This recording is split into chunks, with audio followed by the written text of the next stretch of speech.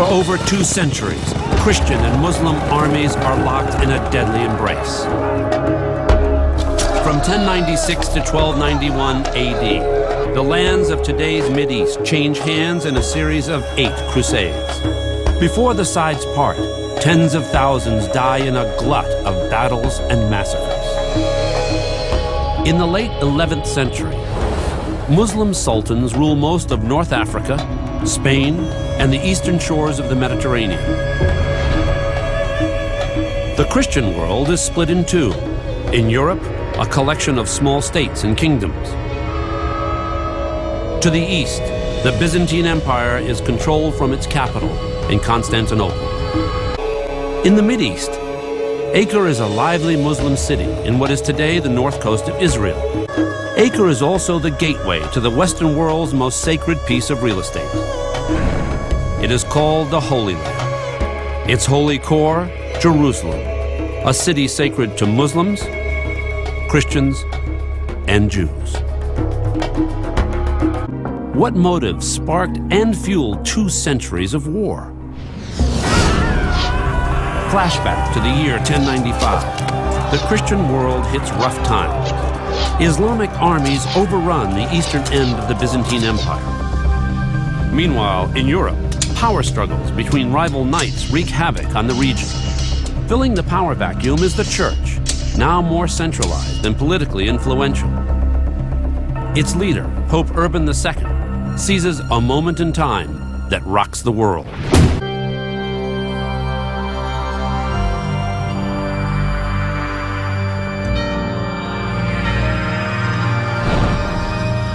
Pope Urban declares the Holy Land is occupied by worshippers of the devil.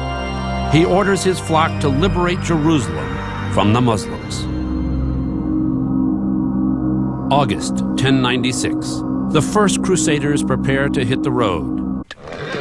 From across Europe, tens of thousands join the quest, including hordes of peasants, all a bit fuzzy on the mission at hand.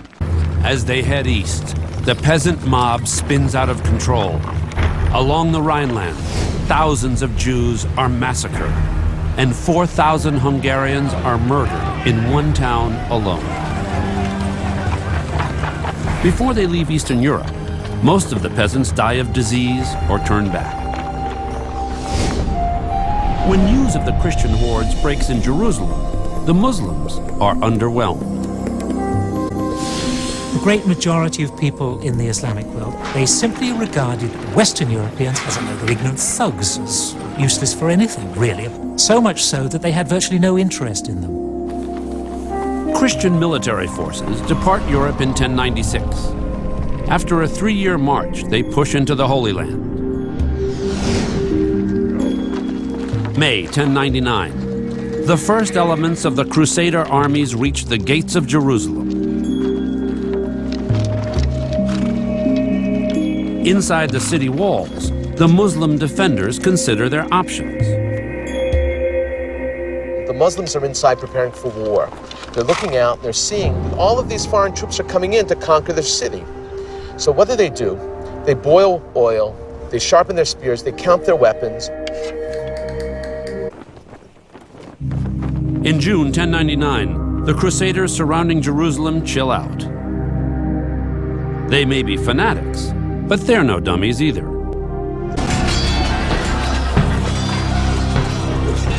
July 7th, 1099, the battle for Jerusalem begins.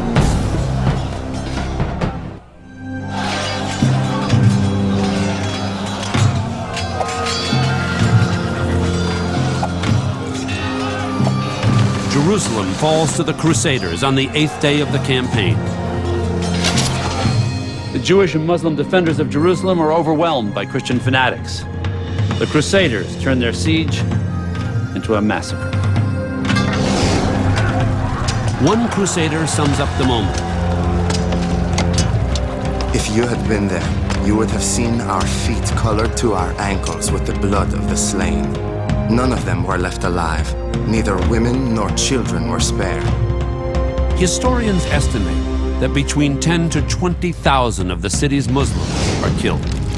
The Crusaders also burn a synagogue, killing many of Jerusalem's Jews who fled there for sanctuary. In the years following Jerusalem's fall, the Christians erect 45 churches, many built on the ruins of mosques and synagogues they have desecrated. But while the Crusaders build churches to save their souls, they also build fortresses to save their necks.